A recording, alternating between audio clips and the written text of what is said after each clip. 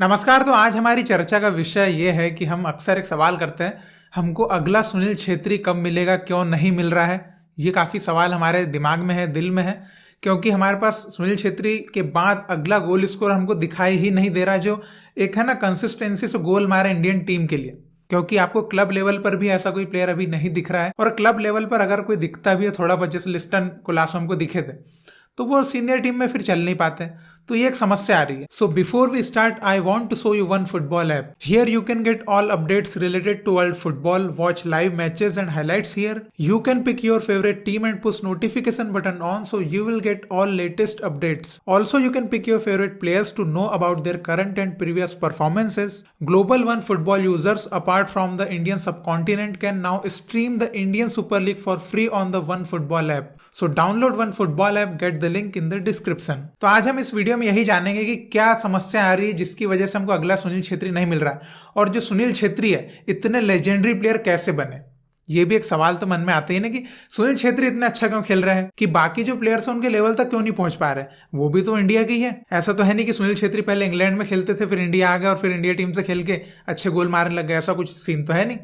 तो ऐसा क्या कारण है, तो आज हम यही जानेंगे। तो देखिए, अगर आपने सुनील छेत्री के कुछ इंटरव्यूज देखे होंगे जिनमें उन्होंने अपनी जर्नी के बारे में बताया, तो अक्सर आपने देखा होगा कि वो कहते हैं कि वो किसी एकेडमी के प्लेयर कभी रहे नहीं, मतलब कहीं एकेडमी वगैरह में खेला, ऐसा कभी उनके साथ हुआ नहीं।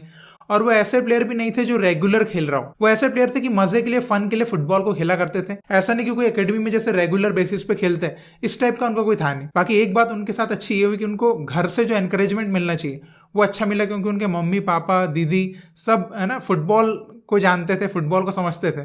तो ये थोड़ा उनके साथ अच्छा हुआ, सपोर्ट अच्छा मिला उनको। बाकी एक वो एकेडमी वाले प्लेयर रहेंगे ऐसा कुछ उनका सीन नहीं था कि प्रोफेशनल ट्रेनिंग ले रहे हो, ऐसा कोई सीन नहीं था। फिर भी आप सोचिए, इसके बावजूद भी उनके बेसिक्स फुटबॉल के कितने अच्छे थे। तो इसका मतलब मैं सीधे सीधे समझता हूँ कि वो एक गॉड गिफ्टेड टैलेंट थे जो हार्ड वर्किंग पर्सन बन गए बाद में। तो वो एक जो मिक्स हुआ, इसकी वजह से आज वो लेजेंड बन गए, मतलब मेरा ऐसा मानना है। क्योंकि अब देखिए उनकी स्काउटिंग कहाँ से हुई थी सीनियर टीम के लिए। सबसे पहले तो ये देखिए डूरंड कप से हुई थी, ठीक है। और जब वो डूरंड कप खेल रहे थे उनकी एज कितनी थी, 16-17 साल, ठीक है। और 16-17 साल की एज में, और 17 साल के जब वो थे तो उनको डायरेक्ट मोहन बागान क्लब ने साइन किया था, जो कि आप खुद सोचिए एक 17 साल का प्लेयर है, उसको डायरेक्ट क्लब बुला रहा है मोहन बागान, ठीक है। ये कितनी बड़ी बात है। और उस टाइम पे अगर आप देखेंगे 2002 के टाइम पे, आप मोहन बागान की उस टाइम पे वैल्यू समझिए। मतलब ये आज आईएसएल वगैरह आ गया है, वरना मैं सीधे सीधे बोल सकता हूं कि देश का सबसे बड़ा क्लब वही रहता आज भी। मतलब अभी तो वो 80 के सब उसके चक्कर में इधर उधर हो गया, वरना आप उस टाइम पे सोचिए 17 साल के लड़के को मोहन बागान क्लब साइन करता है सीनियर टीम के लिए, तो उस लड़के में क्या टैलेंट रहा होगा उस टाइम के हिसाब से सोचिए। मतलब आज की डेट में हम आईएसएल समझ सकते हैं कि किसी लड़के को, 17 साल के लड़के को आईएसएल की फर्स्ट टीम के लिए साइन किया जा रहा है, और वो भी कोई डेवलपमेंट के हिसाब से नहीं, मेन टीम में एक इंपॉर्टेंट प्लेयर के रूप में लिया जा रहा है। तो ये उनके गेम का लेवल था 17 साल की एज में। अब दूसरी बात यह आती है कि 17 साल के प्लेयर को साइन करने के बाद मोहन बागान उनको गेम टाइम भी देता है, गेम खेलने के लिए देता है। और फर्स्ट सीजन में सुनील छेत्री आई लीग में, मतलब उस टाइम नेशनल फुटबॉल लीग हुआ करता था, आई लीग में 4 गोल मारते अपने डेब्यू सीजन में। तो आप खुद सोचिए उस प्लेयर का कॉन्फिडेंस, उसके अंदर का टैलेंट कहां जाएगा, उसके अंदर का जो है ना अंदर की जो आग होगी वो कितनी आगे चली जाएगी। 4 गोल मारता है पहले डेब्यू सीजन में प्लेयर। तो मतलब इस तरह से 17, 18 और 19 ईयर्स के जब सुनील छेत्री थे वो मोहन बागान में खेले, और इस दौरान उनको 18 मैच में खिलाया गया, जिसमें उन्होंने 8 गोल भी मारे। तो 18 मैच में 8 गोल, और उस एज में और उस लेवल पे बहुत सही था।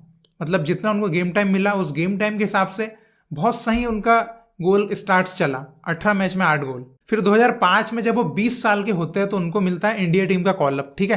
तो इंडिया टीम के कॉल अप में भी 5 मैच खेलते हैं अपने फर्स्ट ईयर में और 1 गोल स्कोर करते हैं। तो जब आप नेशनल टीम में जा रहे हो, नेशनल टीम में भी अगर आप गोल स्कोर कर देते हैं, तो आप सोचिए उस प्लेयर का कॉन्फिडेंस कहां जाएगा, ठीक है। तो यहां पर 20 साल के सुनील छेत्री इंटरनेशनल लेवल पे भी गोल मार रहे हैं, और क्लब लेवल पे भी 18 मैच में 8 गोल मार चुके हैं। अब वो क्लब चेंज करते हैं, जेसीटी में जाते हैं। तो यहां पर उनके परफॉर्मेंस के दम पे उनको जेसीटी क्लब साइन करता है। तो जेसीटी क्लब में जब वो सेकंड सीजन खेले 2006 में, तो उस सीजन में उन्होंने 12 गोल स्कोर किए। तो 21 ईयर के एक टैलेंटेड प्लेयर को जेसीटी क्लब जो है गेम टाइम देता है, तो 12 गोल स्कोर निकाल के देता है, ठीक है। तो जिस टाइम पे एक प्लेयर को प्रॉपर गेम टाइम मिलना चाहिए वो जेसीटी में दिया गया सुनील छेत्री को। मतलब 3 सीजन खेले उन्होंने, 48 मैच खेले और 22 गोल स्कोर किए।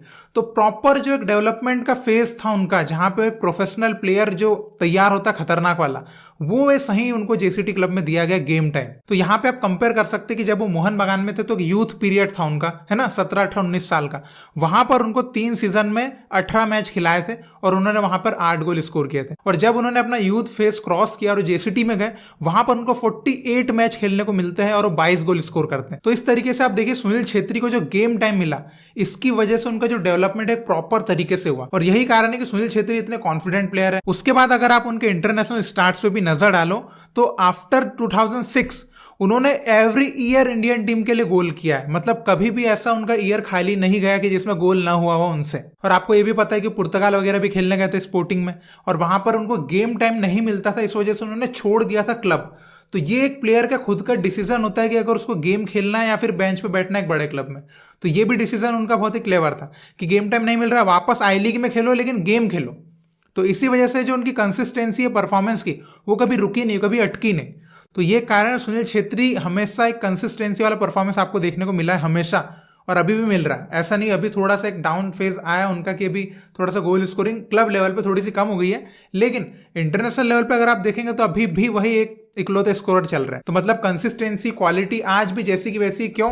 Because of hard work. क्योंकि अब देखिए सुनील छेत्री को हार्ड वर्किंग आप कैसे बोल सकते हैं। अभी आपने एक वायरल वीडियो देखी थी होगी जिसमें सुनील छेत्री जो है बीप टेस्ट करने के बाद कुछ बोल रहे थे, जिसमें वो बता रहे थे कि मैंने सबको हरा दिया बेंगलुरु एफसी में। तो सोचे कि इस एज में भी वो जो है 20 से 25 साल के प्लेयर्स को फिटनेस लेवल में बीट कर रहे हैं। तो हार्ड वर्किंग कितने ज्यादा है। तो उनका जो गोल स्कोरिंग एबिलिटीज है, इसका राज आप सीधे सीधे बोल सकते हैं कि उनको सही एज में गेम टाइम मिला, टैलेंट था, हार्ड वर्किंग वो थे। तो इन सब कारणों की वजह से सुनील छेत्री जो है इतने खतरनाक स्कोरर आज है। अब हम कंपैरिजन करते हैं उन प्लेयर्स से जो अदर इंडियन नेशनल टीम के स्ट्राइकर्स हैं, और हम अक्सर बोलते हैं कि ये सुनील छेत्री जैसा गोल क्यों नहीं मार रहा है, हमको अगला सुनील छेत्री क्यों नहीं मिल रहा। तो क्यों नहीं मिल रहा उसका कारण आप अब जानेंगे जब हम उनका कंपैरिजन करेंगे कि क्यों सुनील छेत्री के लेवल के आसपास भी हमारा अगला कोई स्ट्राइकर नहीं पहुंच पा रहा है। तो सबसे पहले बात करते हैं मनवीर सिंह की। तो देखिए मनवीर सिंह आज 27 साल के हो चुके हैं, और जब वो 20 साल के एज में हम जाते हैं उनके, तो 20 साल के जब वो थे तब वो सेकंड डिवीजन आई लीग खेला करते थे, ठीक है। और 20 से 22 साल की एज तक उन्होंने सेकंड डिवीजन आई लीग खेला, और इन 3 साल में उन्होंने कॉम्पिटिटिव मैच की बात करें तो केवल 18 गेम खेले, वो भी सेकंड डिवीजन आई लीग में। तो यहां पर आप सुनील छेत्री से अगर आप कंपेयर करना चाहें तो कर सकते हैं कि 20 साल की एज में सुनील छेत्री इंडिया टीम से कॉल अप भी आ चुका था, और गोल स्कोरिंग वो सीनियर लेवल पे गोल भी मार रहे थे, इस लेवल पे जा चुके थे सुनील छेत्री। तो उनको गेम टाइम जैसा मिल रहा था वैसा मनवीर सिंह को मिला भी नहीं, और यूथ लेवल पे भी जो गेम टाइम मिलना चाहिए था मनवीर सिंह को, वो मिला ही नहीं। तो हम कैसे एक्सपेक्ट कर सकते हैं कि वो हमको गोल स्कोरिंग करके देंगे जब वो चीज मिली ही नहीं प्लेयर को, तो वो कैसे करेगा। उसके बाद देखिए कि सेकंड डिवीजन आई लीग के बाद मनवीर सिंह को डायरेक्टली पुश कर दिया जाता है आईएसएल के लिए। मतलब बीच में आई लीग वगैरह भी नहीं, सीधे आईएसएल में एफसी गोवा के लिए साइन कर लिए जाते हैं मनवीर सिंह। अब जब प्लेयर को उतना हाई लेवल का एक्सपीरियंस है ही नहीं, तो वो प्लेयर अचानक से इतने अच्छे लेवल पे परफॉर्मेंस कैसे दे पाएगा। खुद गणित लगाइए, नहीं दे पाएगा। तो इसका नतीजा क्या निकला, मनवीर सिंह ने अपने पूरे एफसी गोवा के करियर में 47 मैच में केवल 3 गोल मारे। ये नतीजा निकला। अगर उसी की जगह पे अगर उनको आई लीग में खिलाया जाता तो वो उनकी एबिलिटीज को शो कर पाते, क्योंकि वहां पर उनको थोड़ा उनका लेवल है ना मिल पाता। अभी आईएसएल में एकदम उनको फॉरेन प्लेयर के साथ और थोड़े ज्यादा हाईली कॉम्पिटिटिव प्लेयर्स के बीच में डाल दिया जबरदस्ती का, तो वो गेम उनका खुल ही नहीं पाया। तो अभी आप देखिए अभी मनवीर सिंह जब एटी के मोहन बागान में आए हैं, वहां पर उनका थोड़ा बहुत गेम जो है खुला है, ठीक है। तो अभी 25, 26, 27 साल के वो ऑलरेडी हो चुके हैं, और नेशनल टीम में तो टोटली फेल चल रहे हो। तो अभी आप खुद कंपेयर करिए ना, फिर सुनील छेत्री के बराबर क्यों नहीं पहुंच पा रहे। तो आप देख सकते हैं गेम टाइम और डायरेक्ट जबरदस्ती के कहीं भी उनको किसी लेवल पे डाल दिया। तो ये कारण मनवीर सिंह का मैं समझता हूं कि मनवीर सिंह आपको क्यों उस लेवल का गोल स्कोरिंग नहीं दे पा रहे नेशनल टीम के लिए। उसके बाद बात करते हैं हम दूसरे स्ट्राइकर रहीम अली की। तो देखिए रहीम अली एक बहुत ही यंग प्लेयर है, अभी भी उनकी एज बहुत कम है, लेकिन अभी सबसे बड़ी प्रॉब्लम ये हो रही है कि हम उनको इस एज में भी एक सपोर्टिव स्ट्राइकर का रोल निभाने के लिए दे रहे हैं। मतलब आईएसएल में मेन स्ट्राइकर तो कोई फॉरेनर खेलता है, उनको हम सपोर्टिव बना रहे हैं, और शुरू से ही बना रहे हैं ऐसा लग रहा है। आप उनके पूरे स्टार्ट्स देख सकते हैं, जब वो आई लीग में भी खेले, आईएसएल में भी खेले, वो एक सपोर्टिव स्ट्राइकर के जैसे ही खेल रहे हैं। मतलब एक मेन स्ट्राइकर जो चाहिए इंडिया टीम को, वो कैसे मिलेगा जब प्लेयर सामने वाला एज अ सपोर्टिव स्ट्राइकर ही खेल रहा है। तो अगर आप उनका स्टार्ट्स भी देखें तो आईएसएल में भी काफी मैचेस वो खेल रहा है, लेकिन गोल स्कोरिंग नहीं आ रही है, क्योंकि वो अंदर से कॉन्फिडेंस आ ही नहीं रहा गोल के सामने मारने का। गोल वो ऐसे ही आ रहा है कि मैं है ना पास दे दूं किसी को, मैं सपोर्ट कर लूं, तो वो अंदर से कॉन्फिडेंस निकल के ही नहीं आ रहा। जो कि मिलना चाहिए मेनली। फिर उसके बाद बात करते हैं हम ईशान पंडित की। अब ये बात आपको ही पता है कि ईशान पंडित जो है गोल के सामने बहुत ही कॉन्फिडेंट प्लेयर है, मतलब गोल के सामने वो प्लेयर का कॉन्फिडेंस बहुत है। पोजिशनिंग एज अ स्ट्राइकर, मतलब टॉल, हेडिंग वगैरह, फिनिशिंग के मामले में एकदम सही प्लेयर है। आप बिल्कुल ये बोल सकते हैं, आप देख सकते हैं उनकी फिनिशिंग भी जो है उन्होंने जो ISL वगैरह में भी करी है, मतलब क्वालिटी प्लेयर है फिनिशिंग के मामले में। स्ट्राइकर को कैसे खेलना चाहिए, पोजीशन कहां पे होना चाहिए, किस टाइम पे, ये बखूबी एकदम क्लेवर प्लेयर है इस मामले में। लेकिन अब जिस बंदे का इतना अच्छा कॉन्फिडेंस है गोल के सामने, उस प्लेयर को आप खिलाते ही नहीं है, बेंच पे बिठा रहे क्लब लेवल पे। तो जो बंदा क्लब लेवल पे खेल ही नहीं रहा है, वो नेशनल टीम में परफॉर्मेंस कहां से दे देगा? खाक नहीं दे सकता ना। जब वो खेल ही नहीं रहा, गेम टाइम ही नहीं मिल रहा प्लेयर को, तो नेशनल टीम में आप एक्सपेक्ट ही नहीं कर सकते कि वो गोल मारेगा। फिर वो एक सब्स्टिट्यूट में गोल मारा था उन्होंने अभी एशियन कप क्वालिफायर्स में, लेकिन आप एज अ रेगुलर बेसिस पे बोलेंगे तो गोल आपको नहीं मिलने वाले। क्यों? क्योंकि वो बंदा गेम तो खेल ही नहीं रहा है।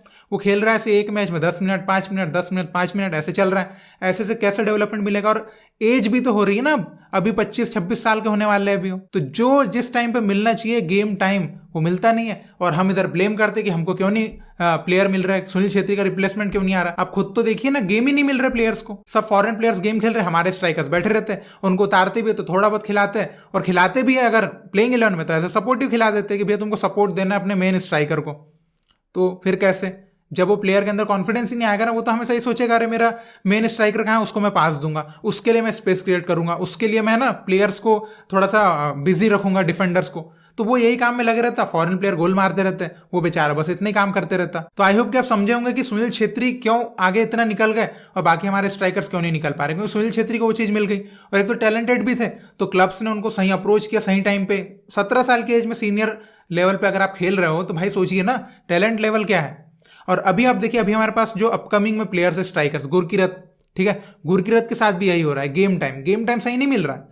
उसके बाद अगला प्लेयर आप देखेंगे तो गांगटे जो आ रहे हैं अंडर 17 लेवल से, गांगटे एक प्लेयर है, वो आप देख सकते हैं क्या स्कोरिंग कर रहे हैं, मतलब अंडर 17 में ना भकाभक गोल मार रहे हैं। लेकिन अभी क्लब लेवल पे जब वो आएंगे तो गेम मिलना चाहिए ना। जब सीनियर लेवल पे गेम नहीं मिलेंगे क्लब लेवल पे, तो फिर वो एबिलिटी जो है गोल स्कोरिंग वाली वो गायब हो जाएगी। अभी एक और जो पार्थिव गोगोई भाई, हमारे पार्थिव गोगोई भाई भी एक बहुत अच्छे स्ट्राइकर है, बहुत मतलब फिनिशर के रूप में आप देख सकते हैं। लेकिन अभी तो उनको नॉर्थ ईस्ट में गेम टाइम मिल रहा है। लेकिन मान लीजिए अभी उन्होंने कहीं ट्रांसफर लिया कि भैया कोई अच्छे क्लब में जाता हूं, नॉर्थ ईस्ट तो अच्छा परफॉर्म नहीं कर रहा, अब किसी अच्छे क्लब में चले जाएंगे, फिर उनको बैठा देंगे। तो ऐसे हमारे जो प्लेयर्स है मेन स्ट्राइकर्स जिनको खेलना चाहिए वो बैठे रह जाते हैं।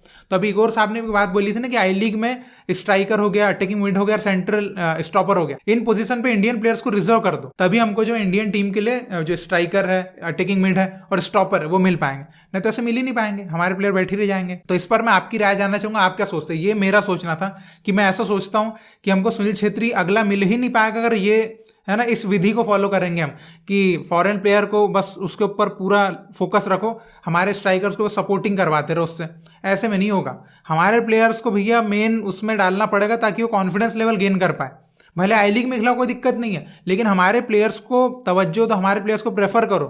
लेकिन वही है कि वो होता नहीं है, क्योंकि अभी क्या होता है कि हमको गेम जीतना है। हर मैनेजर चाहता है मेरे को गेम जीतना है, तो मैं तो भैया खिलाऊंगा फॉरेन प्लेयर को क्योंकि गोल करके देगा। तो भाई वो एक अच्छी बात है कि क्वालिटी मेंटेन होगी, गोल स्कोरिंग देखने को मिलेगा। लेकिन ऐसे हमको नेशनल टीम के लिए स्ट्राइकर नहीं मिल पाएगा, सुनील छेत्री का रिप्लेसमेंट कभी मिल ही नहीं पाएगा ऐसे में। तो इस चीज़ के ऊपर भैया ध्यान देने की बात है। अब देखते हैं कैसे ये चीज़ सॉर्ट आउट होगी, कैसे हमारे प्लेयर्स को गेम टाइम मिले। अभी भी गेम टाइम आपको पता नहीं मिल रहा है, तो वही चीज़ है ना। तो जब तक वो नहीं होगा तब तक हमारी ये चर्चा ऐसी बनी रहेगी। तो इस पर आपकी राय मैं जानना चाहूंगा, आप इस विषय में क्या सोचते हैं? ठीक है, तो आप जो भी आपकी राय है जरूर कमेंट में लिख के बताइएगा, और इसी तरह भारतीय फुटबॉल को सपोर्ट करते रहिए। बहुत बहुत शुक्रिया वीडियो देखने के लिए। जय हिंद, जय भारत।